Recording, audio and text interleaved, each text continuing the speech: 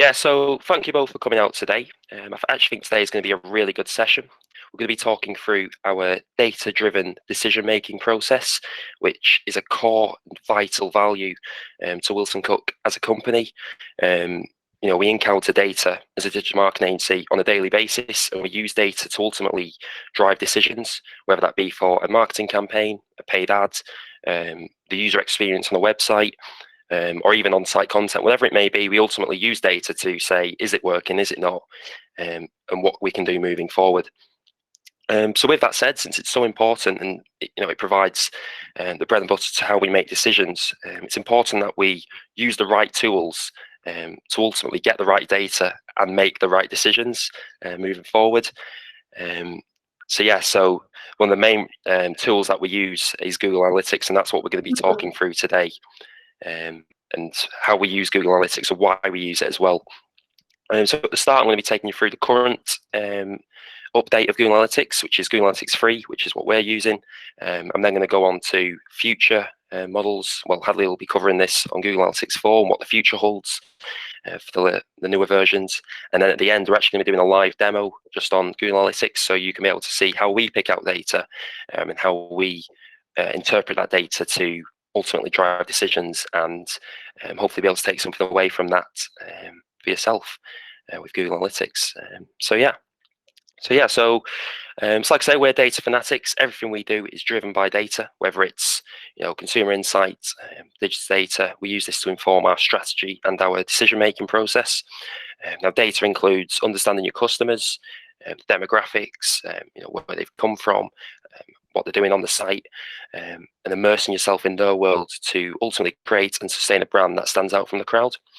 So like I say, data-driven decision-making, and we use this to guide strategic business decisions that align with your goals, objectives, and initiatives as a business.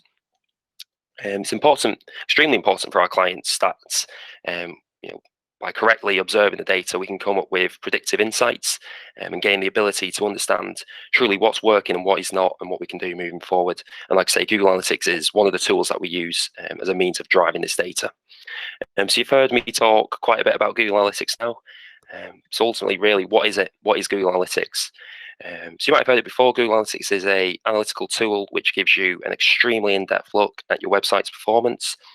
One of the main benefits of Google Analytics is that it integrates with various other platforms, whether that be Google tools such as Google Ads, to be able to see your performance on Google Ads in Analytics, Google Tag Manager, which can help set up custom goals so you can see what people are doing on your website, which you might not have had access to before.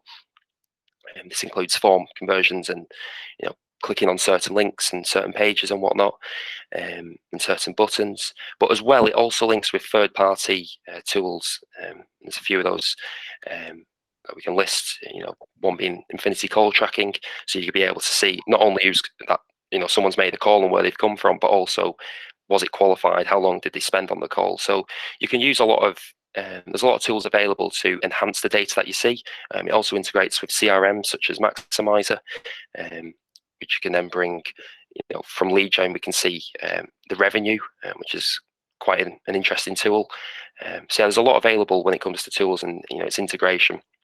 It allows you to essentially keep all of your data in one place and centralized, so you can then conduct an analysis from one platform, which is extremely useful for when it comes down to reporting, which is ultimately why we use it, really.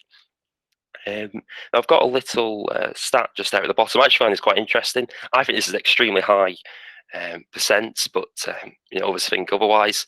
As you see there, according to W3 Techs, Google Analytics is being used by 52.9% of all websites on the internet.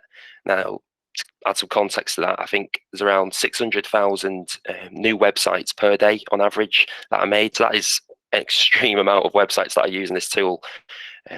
So with that said, if so many websites are using this, it must have features and abilities which provide value and give it a reason to have this on a site.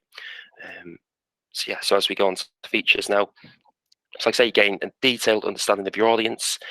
You're able to see the age, the gender, the interest, device, you name it, of your audience, which you can then attribute back to a marketing campaign to make decisions based on that data. It allows having access to this data essentially allows your website to be the best it can be, because it'll be data driven. The decisions on that website, so you'll be able to monitor the effectiveness, like say marketing strategies, on-site content, user experience, and device functionality. So, if you're making changes to a website, Google Analytics will allow you to, analyze performance before and after those changes to see what impact it's had, and ultimately say, has it worked or has it not? And then you can dig into that and see, go into the finer details and see why it's worked or why it hasn't. Also, like I say, as touched on earlier, easy integration with other tools and platforms. Like I say, it links to various Google and third-party tools to keep reporting centralized and in one place. But it also gains the ability to export data to a spreadsheet. So it's all right having data on, analytics, but you might want it in a document. You can do that straight away and export to, Google Sheets or an Excel document as well. So you've got ease of access to that data, which you can then do what you wish to create a report with. So I'm going to take you through some of the terminology of Google Analytics now. Like I say, we do have a live demo at the end. We'll be going through a test account. So I think it's important that you understand what some of these terms mean. A lot of the terms, they are what they say in the tin. Revenue, conversion rate. You can kind of work that out.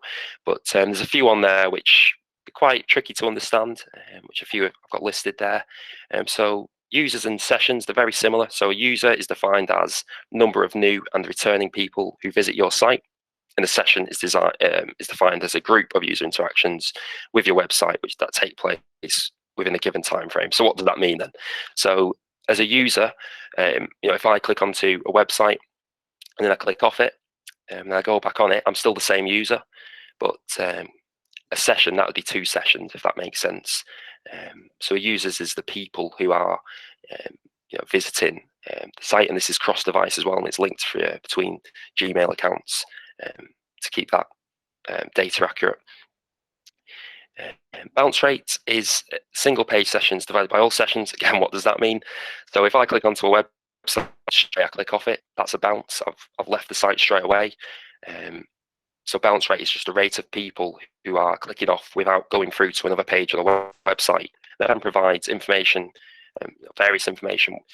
You could say that the content on the site perhaps isn't up to scratch, or the user experience isn't up to scratch. It's made on the site and instantly click off it without clicking through to anything else, which would suggest that something needs to be done there. So a high bounce rate typically isn't good, because if we had a 94% bounce rate, out of 100 people, 94 would click off and not click through to other areas of the site. Pages session, that's just the average number of website pages visited during the session. So if I click onto a site and I click through 5 times, that's how many pages in a session, and page session is just the average number of all the users on that. So a high page session tends to be quite good, maybe not an extremely high one, because that's just look at the site and they can't find what they want.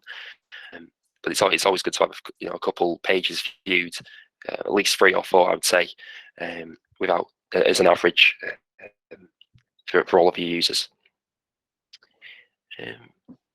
So passing over to you, Hadleigh. Okay. So as that previous slide just kind of alluded to, we're in the 3rd stage of analytics, or the 3rd version, I should say. This was released in 2013. But recently, what they have done is they have released Google Analytics 4. So the beta was back in July 2019. Some would say it's still in beta because it's still a bit of a work in progress. Basically, the reasoning behind GA4 is to kind of unify both analytics and Firebase. Firebase is kind of the analytics platform for apps.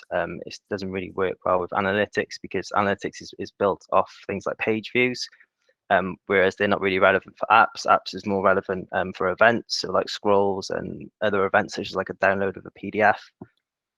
The kind of page view system doesn't really work there. So that's why they've got 2 separate things at the moment, GA3 and Firebase. So then they unified them into GA4. So that's the kind of reasoning behind that one. Other things it does provide on GA4 is supposed to be enhanced machine learning. So this will give gaps in insights.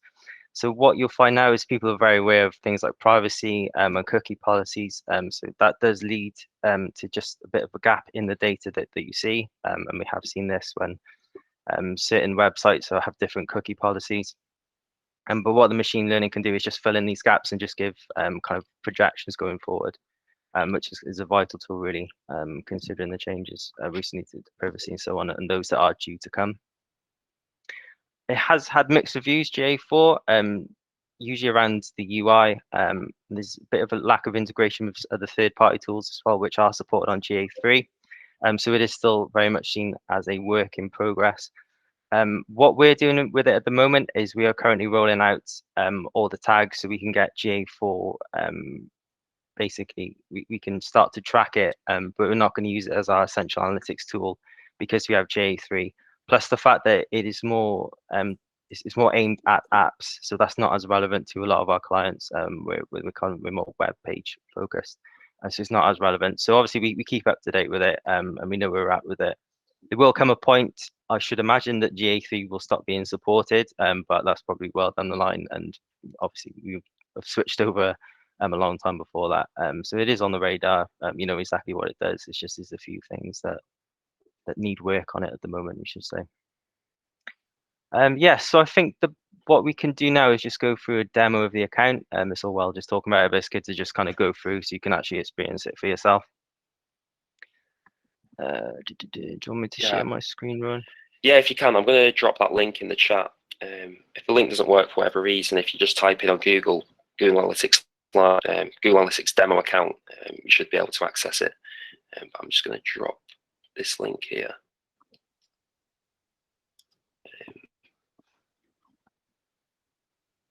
Yeah, so it's good to just kind of go through with us. If you have two screens, that's ideal. It just allows you to have a player. There's nothing in there you can break. It's a demo account. So yeah, just drop that link in there, the chat there. Yeah, can you see my screen? Okay. Yeah. Yeah, that's fine. Okay, cool. So if we kick off with the real time, so what we see within real time is what's happening in real time on the site. So as you can see, we can see how many users are on the site and which pages they're on. This is mostly beneficial for things like troubleshooting. So if we set up tracking for a new channel, we just want to make sure it's working so you can see the users are there.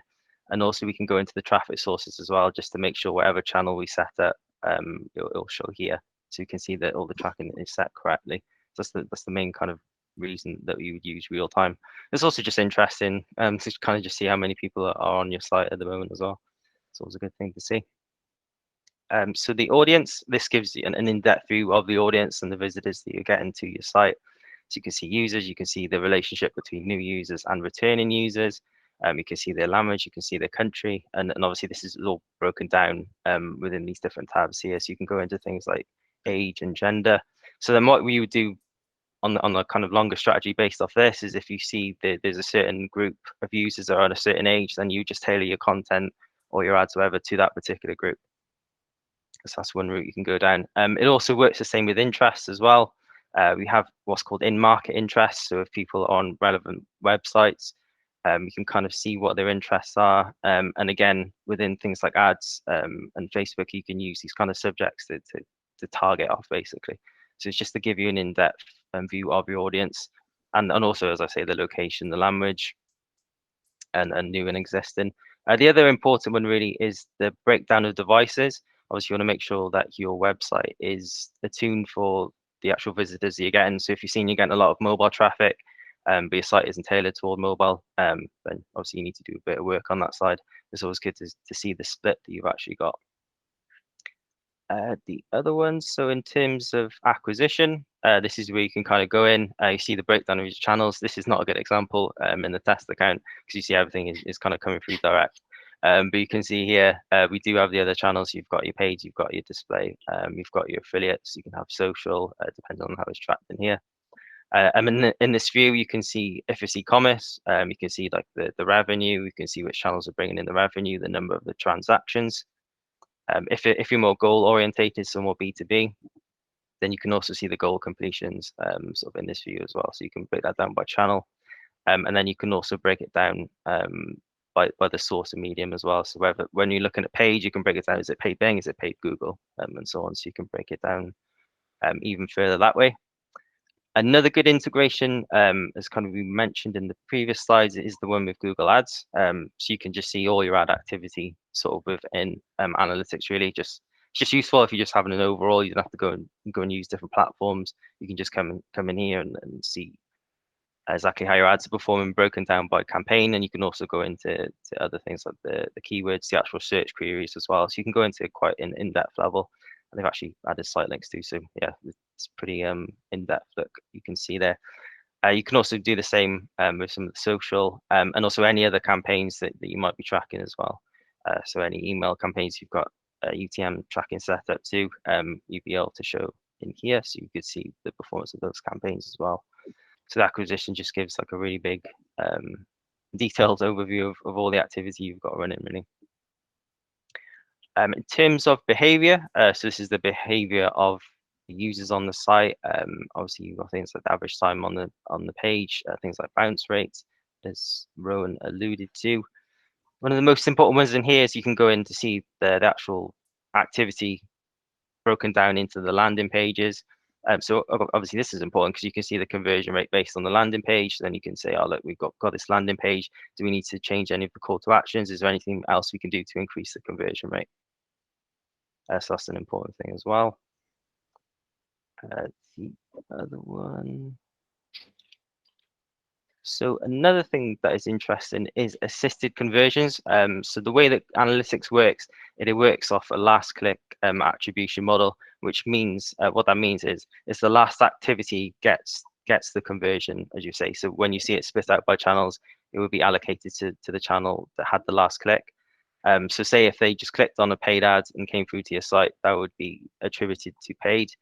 If they were to first search you organically and then go back out, maybe go on and then search for you paid again, and coming through paid, that would count last click as paid and not organic. So that's the way the kind of the last click system works. But you can see with the assisted conversion, it attributes some of the activity to the previous action as well. So not just the last click. So it's always a good view to kind of look and see what kind of assisted conversions you've got as well. Yeah, that's just a brief overview of kind of all the reports you can look into here. You can also do custom reports as well. So if you want to look at any other data or any other specific views, you can do that. Don't know if there's anything else you wanted to cover, Rowan, on this. No, I think you covered quite a bit there. I was just going to say, when you are looking at Google Analytics for the first time, this can look quite daunting. There's a lot of different, you can easily get lost in here. There's a lot of different tabs. It's broken out by, loads of different sections. I think acquisition is one of the main areas which we use. If you just click overview there, you can see a real breakdown of what you've got. And at the top right, you can adjust your date as well to make it, if you want to look at it over a month period or a yearly period, or you can compare it as well there, as Hadleigh's showing. So if you want to get a general dashboard of how things are looking, the overview section in acquisition is a good place to start, which you can then start to dig around in the different sections once if you notice something in there really. Yeah, just the way the comparison works obviously gives you like a clear line between the previous period and the current period. So it's a good way of just visualizing the difference between the two periods really. And obviously within your goals, you can see a lot of this within the acquisition, but if you want to dig in a bit deeper, you can see the conversion rate per goal and so on. You can select which goal you want to look at. It's another tidy view. And again, it just breaks it down by source here. So it is the same information that's in the acquisition. It's just separately built out separately. Yeah, but these are kind of the main ones you want to be using.